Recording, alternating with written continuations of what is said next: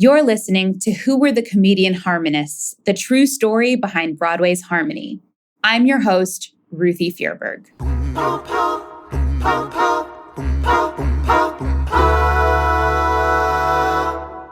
Bobby, who was such my sense of him anyway, was such a severe personality, was the clown. Bobby was a funny guy on stage. Yes. And so serious and monotone.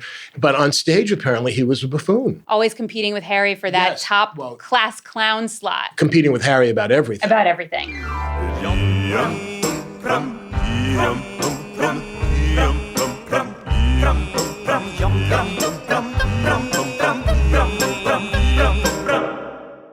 Robert Edgar Biberti was the first person to audition to become a comedian harmonist. Founder Harry Fromerman and his partner at the time, Theodor Steiner, brought Biberti on as the group's bass. And practically from that moment on, Robert and Harry butted heads. But they also made beautiful music together. We'll get into all of that in a little bit. Robert Biberti was born in Berlin on June 5th, 1902. Only Harry and Ari were older than him. Though he was born in Germany, Robert was also an Austrian citizen. His father, George Robert Biberti, was an opera singer from Vienna. Robert's mother, Emily, was born in then Prussia, which is now Belgium. Robert had one older brother named Leopold. Our resident historian, Jan Grübler, tells us more. Robert Biberti. Doesn't sound like a German name, but he is German. Tell me about him, starting with his name.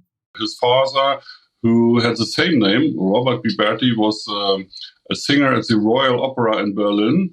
And his father was born as Johann Heinrich Bibert, but for some reasons to be a well-known artist, and because it was modern to use Italian names, he added an I to his name. And finally, he called himself Robert Biberti, and his two sons, Robert Jr. and Leopold, also used that family Biberti all over their lifetime. I think the Italian sound for the opera, maybe, it matched the prestige of the day. Yes. So as you said, his father was a singer, so it sounds like music ran in the family. Yes, he came from a very musical family. His father, as I said, was an opera singer for many years. And in his later life, he appeared with an own quartet in Berlin and all over Germany as a basso. And the brother, Leopold Biberti, was an actor. He went to Switzerland in the 1920s and became a famous stage actor and later a movie actor too. So Robert Biberti Jr. was grown up in an artist family, and he has a musical mother too. His mother was a teacher for piano playing and singing, and so he grew up with music all his life. What would it have been like for him growing up in Germany at the time? Well, he was influenced by German culture and by, of course, the music of his father. And he went to theaters and to operas to hear the other artists. And he wanted to become a singer from his youngest days. And so he took some education and he became a chorus singer when he was young to get something famous like his father, I would say. I heard that he wasn't a very good student as a child either. Yes, his school notes were not the best, that's right. But later he was very successful, so it doesn't matter what he was. That's very true, very true. I heard that he got expelled from school because of some political views that he had even as a 12 or 13-year-old. Yes, that's what he told himself later in an interview, that he was expelled. Nobody knows if that is really true or if the reasons he gave are really the facts. Maybe it was because he was a little bit lazy too. Right. As you said, his marks were not the highest. Yes, that's right. So he began singing in choirs in Germany, you said, as a young person. Did he study music formally in school? No. Robert Biberti was the only one who has never studied music. He learned it, first of all, from his mother and from his father. and from other artists. And so he became a simple chord singer or chore singer, I could say, before he came to the Comedian Harmonists. Robert had actually been working in the arts since the age of 9. He worked as a background actor at the Royal Playhouse. In 1921, at the age of 19, he became a member of the German Chorus Singer and Ballet Association, which is what gave him access to singing gigs here and there. In 1926, his day job was as a bobbin coiler at Siemens. In 1927, he booked work as a chorus singer at the famed Berlin Schauspielhaus. And Robert was shaped by the Germany of his childhood, as actor Sean Bell, who played the character Bobby in Harmony, notes. What did you learn in your research of Germany during the Weimar Republic, of that time, of his childhood? What did you learn about that time period that would have been the Germany that he grew up in? Yeah, I mean, the empire was crumbling at that time, and that was where Germany had become a power in the world. And then as they tried to take more of that power, everything started to fall apart. And the Depression set in. So Bobby, in our version of the story at least, Bobby is very money-centric and very focused on the business aspect. And that does seem true to life. It does also seem true to life. And so, an easy way to explain that is he grew up in a Depression era. He grew up in an artistic family, so they probably didn't have a huge amount of money. His father lost his singing voice. He was an alcoholic, I believe, would be the way we would probably qualify him. And so he lost his professional singing career. So Bobby has all this insecurity about performing and about money. But also, I think one of the things that discovering about that time is there was such intense German pride after the war. As Bobby was, because with the war ended in 1918, after the First World War. So it ended with 1918. That was about the date it ended. So that was as Bobby was coming into his teenage years and just developing his identity. And so there was a lot of German pride in response to a lot of the hatred towards Germany from everywhere else in the world. It's true that Robert loved the stage, and so he took to it as a youngster. But it might also be that he needed to earn extra money for his family. As Robert got older, he may have been helping to support his family financially, but they always supported him emotionally. While working at the Schauspielhaus in 1927, the story goes that Robert's mother is the one who saw Harry's audition ad in the Berliner Local. She wrote Harry a letter on behalf of her son. And after that letter, he got invited to an audition and showed up in Frommermann's flat. They offered him a place in the group, but they were clear that they would not be able to pay him until they actually started performing, which wouldn't be for a few months. They had to find more singers, and then they'd need to rehearse vigorously.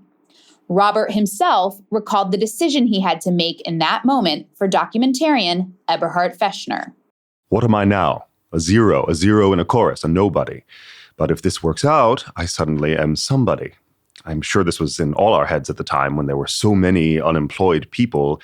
And so every one of us tried to be disciplined and to conform oneself to the idea. Tell me about his early days of rehearsing. What was his role within the group, not only vocally, but in terms of the practical operations of the group? Okay. You know that he was the basso, one of the main voices in the group. And Biberti always wanted to be something like the leader of the group. He wanted to make the decisions. And he got permission from the other members to do that, for instance, to close contracts with concert agencies. That was his idea to become kind of the business leader of the group. In terms of being the basso, it's funny because I think today when we hear any what we call a cappella groups, even though they weren't a cappella, they had a piano player, but those close harmonies, vocal groups that aren't pop music with all the synthesizers and all these things, when it's really about the singing, the bass line is usually more like a rhythm section. And in the Comedian Harmonists, Biberti actually had many solos. Is that correct? Yes, he did both. He did sometimes the bass line and sometimes he had his solo parts of some songs because he was a native German speaker and so he could sing the text loud and clear. How would you describe the sound of Biberti's voice? Well, he has a very deep and very clear basso, and sometimes it was called a basso like velvet. Roman Sosowski said it was a very comfortable bass voice. Yeah, so I could describe it. He had a lot of really wonderful solos. He has some beautiful legato lines and some wonderful solos, but also he does still provide that. He has a lot of those boom, boom, boom, boom, boom, boom, boom, like a lot of those very staccato, not beatboxing as we would today, but still he holds down the rhythm sometimes. As time went on, Robert not only held down the rhythm, he also held things down logistically. He's the one who brought in Ari Leshnikov, knowing the high tenor's abilities from the Schauspielhaus. And the two of them eventually brought in their dressing room mate, Roman Sikowski. Robert was musically savvy, but he also felt he had a head for business. The Comedian Harmonists never had a long-term manager or agent. Robert often served that purpose. When the Comedian Harmonists began to rise, especially when they started traveling outside of Germany, Robert would collaborate with Erich Collin. But Robert's self-appointed role as the group's leader put him at odds with Harry, who had founded the group and therefore felt he was the natural leader. You mentioned that he often tried to take the leadership role of the group, that, of course, because he was involved in contracts and bookings, that made sense. But there were also times when that became an issue, a problem, because there was a moment where he was kind of gathering people to maybe oust Harry Fromerman. And there was another moment when there was conflict because of lost wages and things. How would you describe his temperament, his personality? He was very active and very dominating, especially in the first time when they were searching for new singers. He often said, "Oh no, we have to change the persons, and this singer doesn't fulfill our quality standard," and so on. And he forced some people to leave the group, and he made also the decisions who would join the group. The first time, that was his part. And of course, he wanted to say in the contracts how many money we have to get for our appearances, and how much money will everyone get from the members, and for the records, for the recordings at the Electrona company, and so on. He wanted to be the business leader. Yes, it does seem that he was kind of money focused, and I don't know that it's such a bad thing. I mean, it did very well for the group to be very money focused at the time. But for Biberti, you can say he was greedy for money, and he came from some, I would say, poor circumstances from his family. And that was his aim, to earn a lot of money. And he very early had a very big flat in Berlin, and an 8-room flat in a very expensive district of Berlin in Charlottenburg. And he drove a big Buick car and so on. And of course, he went to parties and other events. And it was his aim to show up as a big man. With such a large apartment, the group sometimes operated out of his home, as if it were their office. From time to time, we would get phone calls from agents presenting themselves, or once in a while from a variety manager who inquired about the rates of the group. We were always concerned to make our office sound very loud and lively in order to show the importance of our existence. So when we received a phone call, we would all talk at the same time. One would use the typewriter without really writing anything, so it made a lot of noise. The caller must really have thought he was connected with the shipping office or the human resource office in a steel plant. That gimmick, making a ton of noise in the background to sound in demand and like a staff worked for the group, is depicted in the early moments of Harmony. The musical also accurately shows some conflict between Harry and Robert. He really saw himself as a leader. He wanted to be in charge of the group. He didn't have a lot of respect for Harry. And he was, as many people were at the time, it seems like he had some shall we say, casually anti-Semitic views. Obviously many people in Germany had at the time, and most people around the world, unfortunately. True, yeah. So yeah, to say that he was a perfect person is far from the truth. Yet from 1928 through the early 1930s, Robert and Harry could resolve their differences. Then, in March of 1931, there was a real attempt to oust Harry from the group, an initiative led by Robert. But it did not come to pass. Perhaps Roman the peacemaker was able to smooth things over and keep the group from fracturing. In 1932, the group made its first appearance with the Berlin Philharmonic. That's the performance that led to concert halls competing for the Comedian Harmonists. 1932 wasn't only a momentous year for the group, it was a momentous one for Robert. That was the year he met Hildegard Lisbeth Longino, better known as Hilde. Robert described her here to Fechner.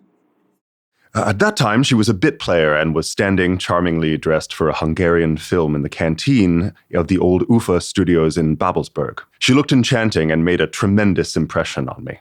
He had different girlfriends in the early years of the group. And then he learned to know his wife, his later wife. Her name is Hildegard Lisbeth Longino. She came from Halberstadt, that is a town in the south of Germany. And she worked there as an actress, a movie actress. And they learned to know each other in the canteen of the UFA studios. And they lived together, like you could say, engaged for several years. I don't know why Biberti wanted to marry her, because all the other members were married already in 1932. Meanwhile, the reputation of the Comedian Harmonists continued to rise. Bruce Sussman, who wrote the book and lyrics to Harmony, shares one of his favorite stories about the group's popularity. They show up in Copenhagen, and they are furious because there are no posters anywhere in town. And I think Bobby calls up the agent and said, "What's going on?" He said, "We don't need posters. You're sold out." In the early 1930s, the Comedian Harmonists were a hot ticket inside Germany and out. The attraction of our concerts consisted for a large part in the factor of surprise. The audience always asked themselves, what are they going to do now? And we knowingly avoided any exaggerated perfection, the kind of artistic singing that dominates so many vocal ensembles. Our singing did not work like a well-oiled machine. It always remained human, personal, and, if I may say so, never crossed the borders of taste. That made us lovable and very popular. No other vocal ensemble reached that after us. I understand that Bobby was also kind of, there's like cognitive dissonance for me there, that like he was such the business leader and he really could be a little bit aggressive when it came to some decisions within the group. And yet he was also known as one of the funnier performers of the Comedian Harmonists. Like he was, mugging and gagging on stage like the best of them. Yeah. I mean, you hear that all the time. You hear different stories of comedians being the most depressed people. That there's this way of coping with your darkness. And even I, as a person, I am on the drier side of things as a human. Even my humor tends towards the dry. And I can be somewhat like Bobby, a little more business-minded, a little more pragmatic, a little more serious. But then when I get on stage, like that's where I feel kind of like I can be an idiot and be fun and let loose. Play. He has a great sense of play. And he took it, I don't know, I think it's great. He took it seriously. He took his play seriously. He also took his record keeping seriously. And my understanding is that his brother is also the reason that Robert had a love for photography throughout his life. Do you know this? Yes, he took this hobby from his brother, and Leopold gave him his first camera as a present when he was 17 years old. And so Robert Biberti was taking pictures all over his life on all the travels he did and all the journeys. And during the concert tours too, he made a lot of photos. And he had a huge archive of photos in the end of his life. Speaking of archives, Biberti kept all of his papers. And there are many documents, sheet music, all of these things to look at in the Biberti archives. Have you visited those? Yes, I've seen the archives. Meanwhile, it's digitalized, and I could see the digital part in the State Library in Berlin. After his death, there was a professor in Berlin, Professor Chara, and he took over all the inheritance of Biberti, including his huge archive. And later it was digitalized. And so I could see all the documents, the papers, because Robert Biberti kept every sheet of paper, every bill and everything he got, even concert programs and scores and all what's concerning to the groups he was a member of. And that was very exciting. And I used almost 4 weeks to see all the stuff. Jan isn't the only one who's seen the Biberti archives. It was so interesting because I speak very, very, very, very tiny bit of German. Like more German than I speak. It's a little bit. It's like a Duolingo version of like conversational. All I've got German. is danke. There you go. That's all I've got. I got very good at saying. Excuse me, I don't speak German. Do you speak English? So a lot of the Biberti papers are letters and correspondences, and they're all in German. So it wasn't totally helpful to me, but I read. What was actually really beautiful was so much of the sheet music was handwritten, and you could see where they crossed things out, where they changed harmonies. The translations for when they would travel on their world tour. So there were different typed up translations in different languages for when they went to France or when they went to America. That was incredible. And I sat there with my AirPods in, and I like very quietly in this library in Berlin was sight reading his part along with like their recordings and be like, oh, night and day. And I would like sing along very quietly Bobby's part. And it was just felt more of a, this sounds corny, less of a research experience and more of like a spiritual experience, more of a connection with who they were as a group. Yes. The group hit a pivotal moment in the summer of 1934. On May 8th of that year, the Comedian Harmonists sailed to the U.S. for performances in New York. For the most part, they were heard on the radio, broadcast multiple times on NBC from Radio City Music Hall. But on June 12th, 1934, they appeared on the USS Saratoga, an aircraft carrier docked in New York Harbor. They performed with the Boswell Sisters and the Paul Whiteman Orchestra. The concert was broadcast, so to speak, over the radio channels of multiple ships in the harbor. There were 85,000 listeners. When the Comedian Harmonists finished singing, there was a blast of sound. The sailors who had been listening pulled the sirens on their ships. Later that summer, the Comedian Harmonists discussed staying in the United States. There's a scene in the musical where the group has traveled to America. There was a moment where they thought of staying because of everything that was going on in Germany. And the group ultimately decided in the musical and in real life to go back to Germany. Is it your understanding that Biberti was kind of the leader of that decision as well? Yeah, that's true.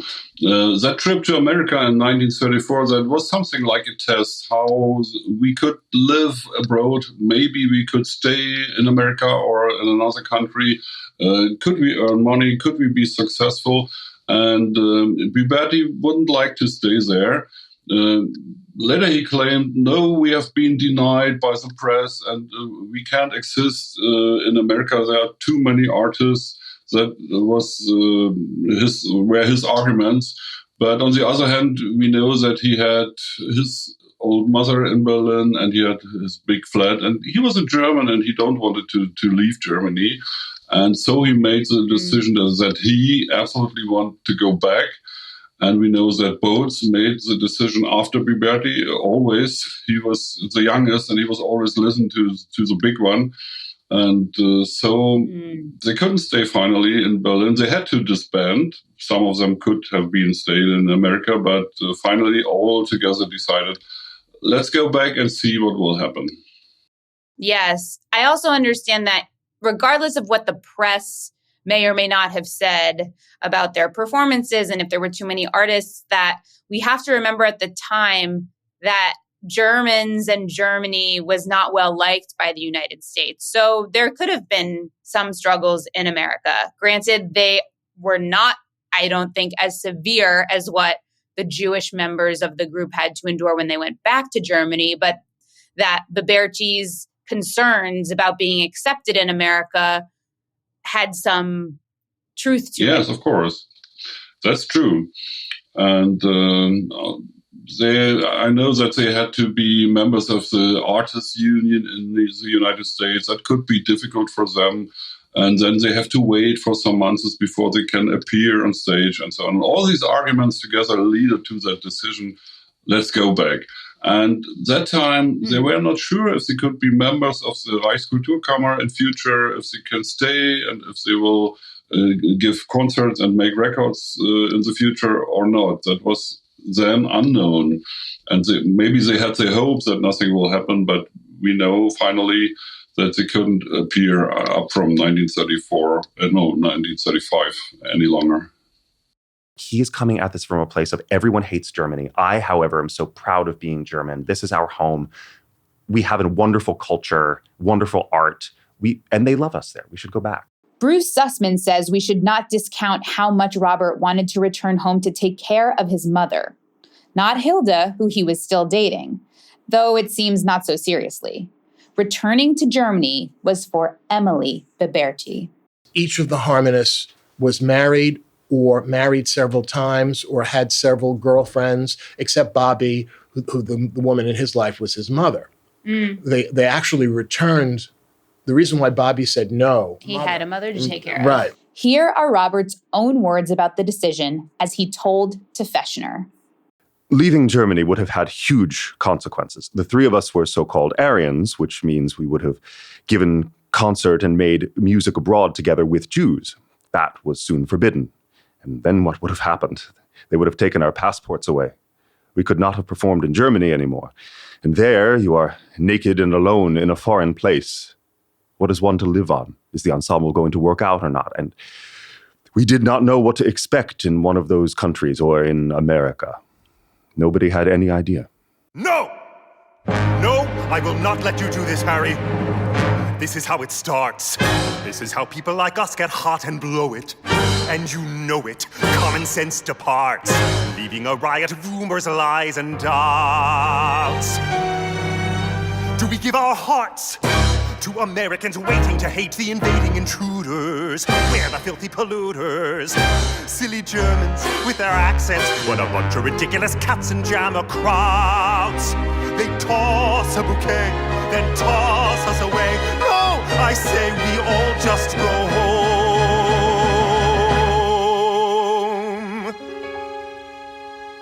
Home where they know us. And we're together under a sky that found a space to place our stars. So the group agreed.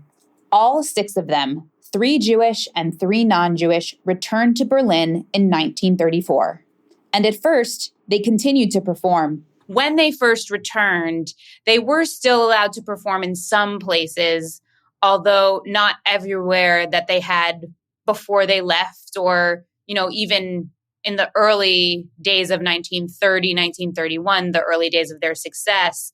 And I know that because they were losing bookings, that led to some conflict in the group, that, again, Biberti was leading the charge, saying that the lost wages should really be the burden of the Jewish members, since that's why they weren't being able to have bookings. Tell me about the conflict and the mediation that happened at that time. Well, there was a danger that the group could split up already in 1933, 1934 because of these reasons.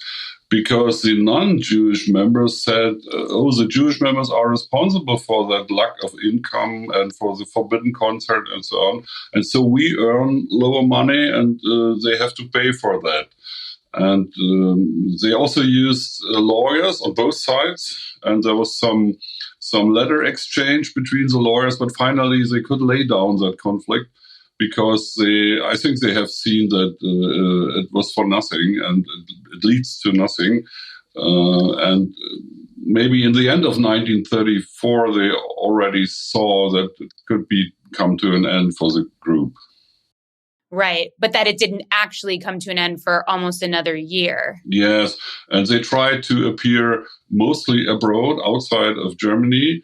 and to that way to wait what will happen in Germany. Maybe the things would get better or not. And finally, they returned. They had some concerts in Germany too in the early 1935, and also some last record takes. But then the membership of the Reichsmusikkammer got denied for the Jewish members, it was the way around. The Aryan members, the non-Jewish members, received letters Were from accepted. the Reichskulturkammer that they will be accepted as members, and the others are not accepted. And that way, according to the law, the Jewish members were not allowed to appear on stage, to make rehearsals or anything else. They couldn't do their job as musicians any longer. Right.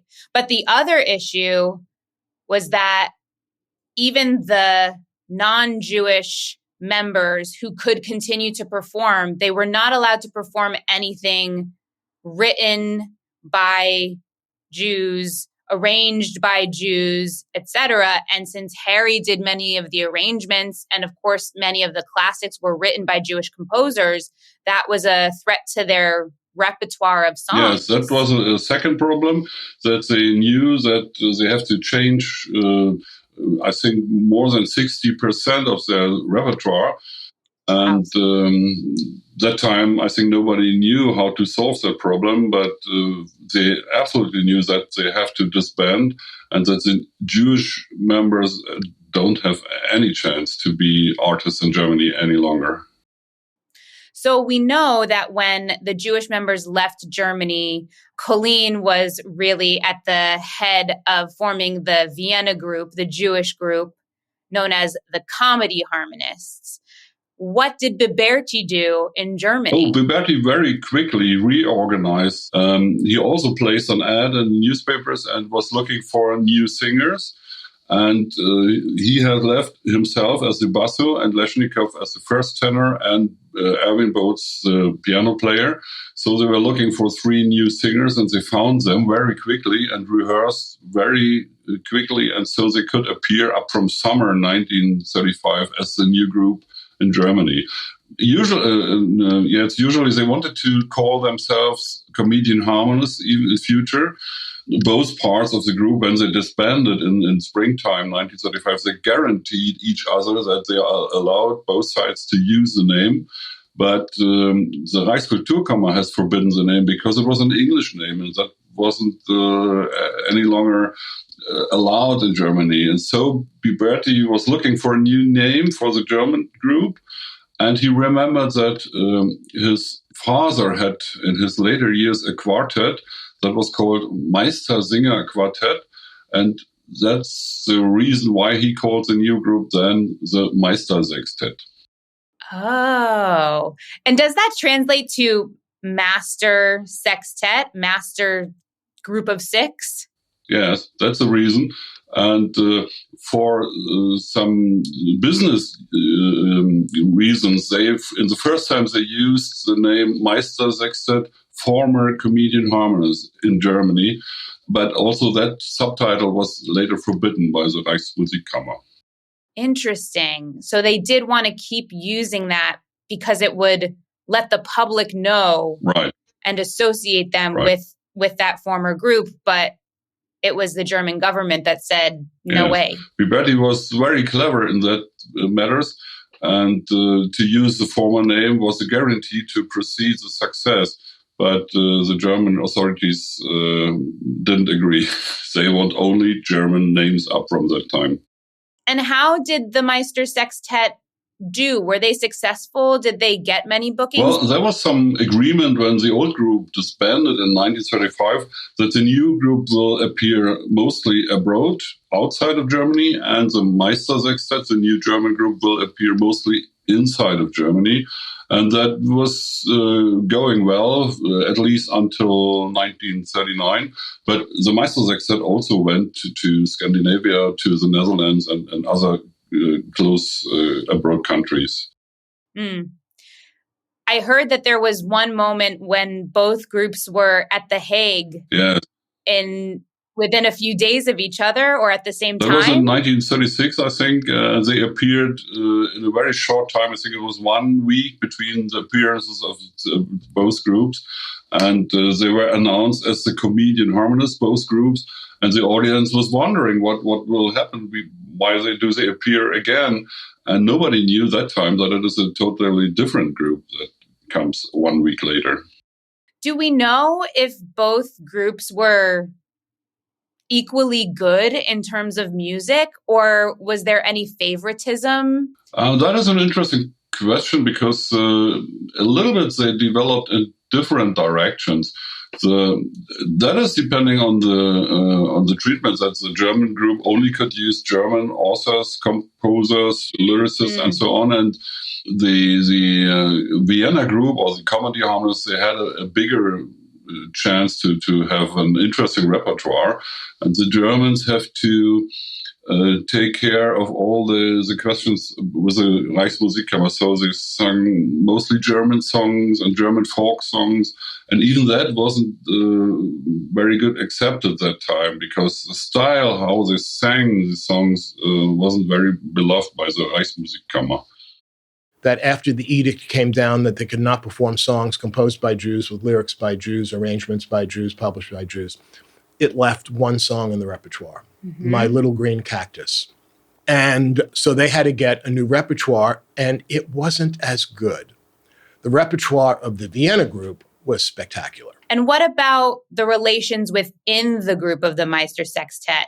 Did they get along? Was there conflict? Yes, inside the Meister-Sextett, that was a total different system because now Biberti was the business leader. In fact, he owns that group, as to say. And the three new members, they only get contracts for 1 year with the chance of a prolongation for 2 years, for 3 years. And they were promised to become real members of the group after 3 years. But when the 3 years were over, it didn't appear. And so they had some trouble with each other, and that led to a lawsuit, and 2 members had to leave the group. And Biberti he rather wanted to use new singers after 3 years than let them become members, because then he had to share the money with them in 6 parts.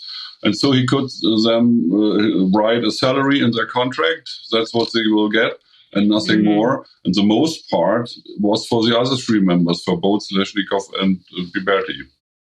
So that's an entirely different structure than the original Comedian Harmonists, who were all co-owners. Everything was split into 6 equally. He was a clever guy, and he was always looking how to get more money. It's very interesting. So when did the Meister-Sextett eventually disband? The first problems came in 1939 when the war broke out, and Leshnikov was just over the summer break in Bulgaria, in his hometown. And there he was drafted to the Bulgarian army because he was still a Bulgarian citizen.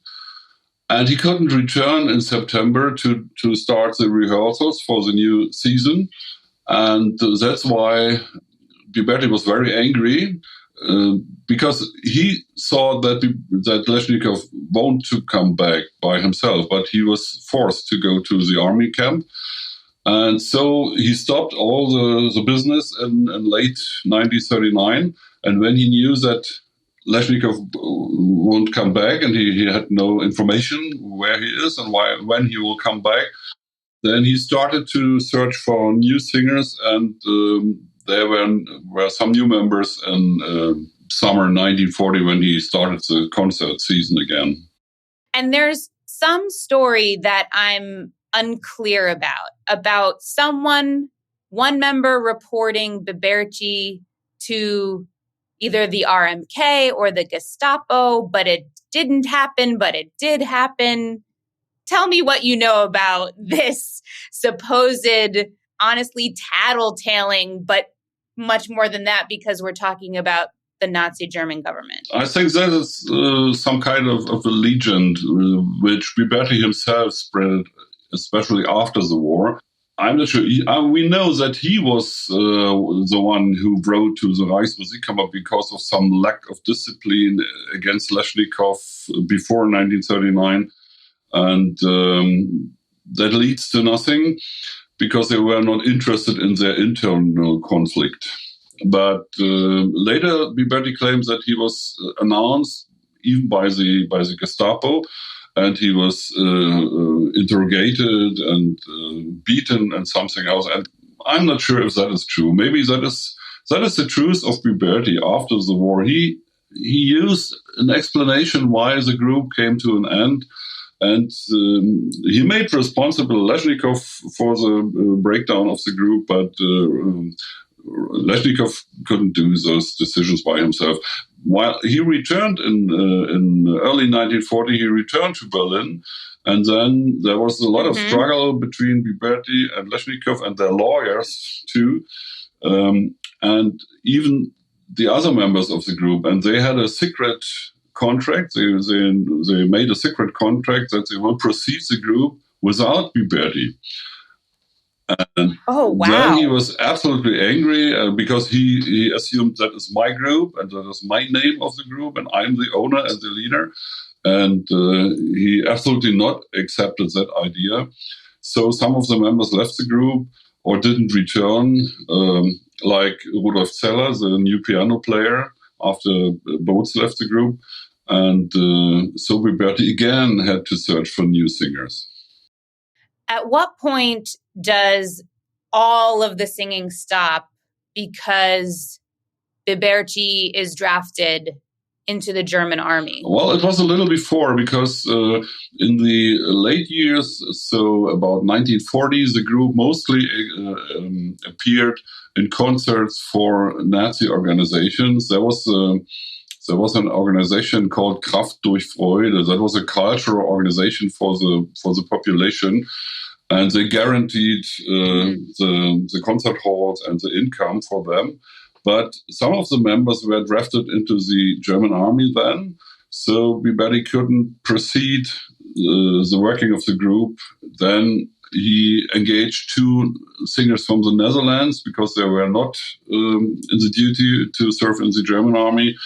But finally, it was too much trouble to fight for the singers who were in the army. So the group broke down in 1941. The last concert had to be cancelled because Biberti wasn't able to appear there without any singer.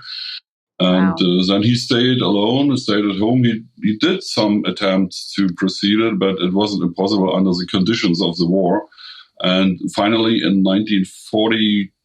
late 1941, he was drafted himself to the air raid service first and later to the army in 1942. And so it was completely impossible in Germany to do something of that kind.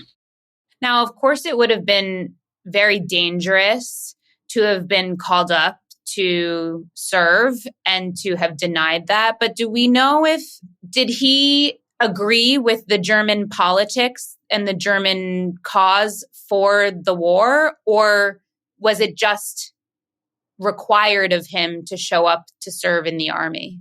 Yeah, there were two sides of Biberti, or two faces of him. On the one side, there are some tellings that he supported the politics. On the other side, there are some witnesses who said no, he did not agree with the Nazi policy. That's not totally clear. Well, of course, he underlined all his letters with the German salutation, Heil Hitler, but that did everyone that time. Right, everyone at that time. But Biberti wasn't a Nazi, and he wasn't a member of the Nazi party or something like that.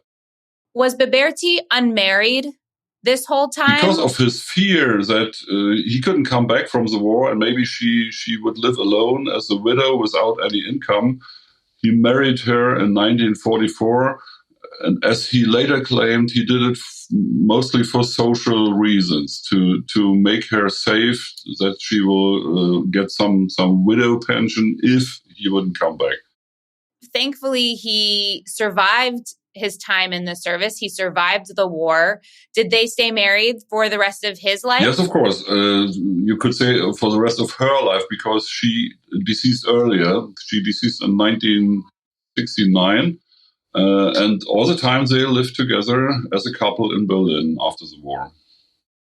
Looking at Biberti and his whole life, and you've seen the archives, what were some of the most fascinating thoughts that you learned from looking at his papers? Well, there are different things, except from his artificial engagement for the group and also for the later group, for the Meister-Sextett.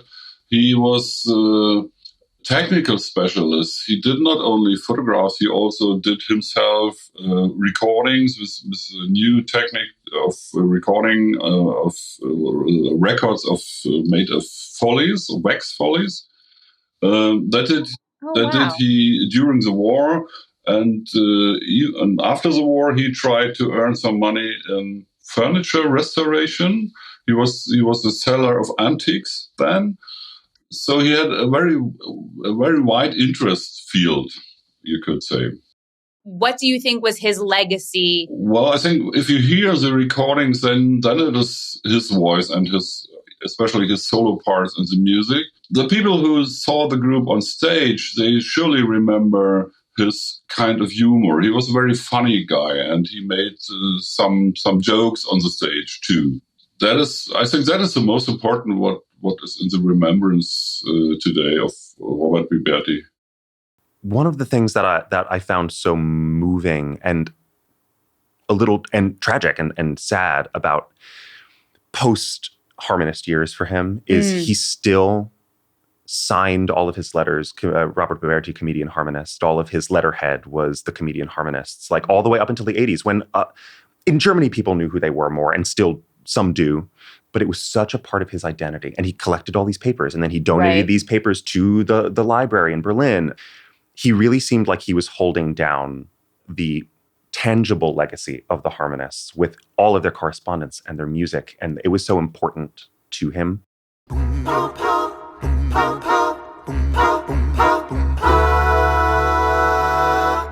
Who Were the Comedian Harmonists? The True Story Behind Broadway's Harmony is produced by Harmony, a New Musical, and Broadway News, the home for digital journalism on Broadway.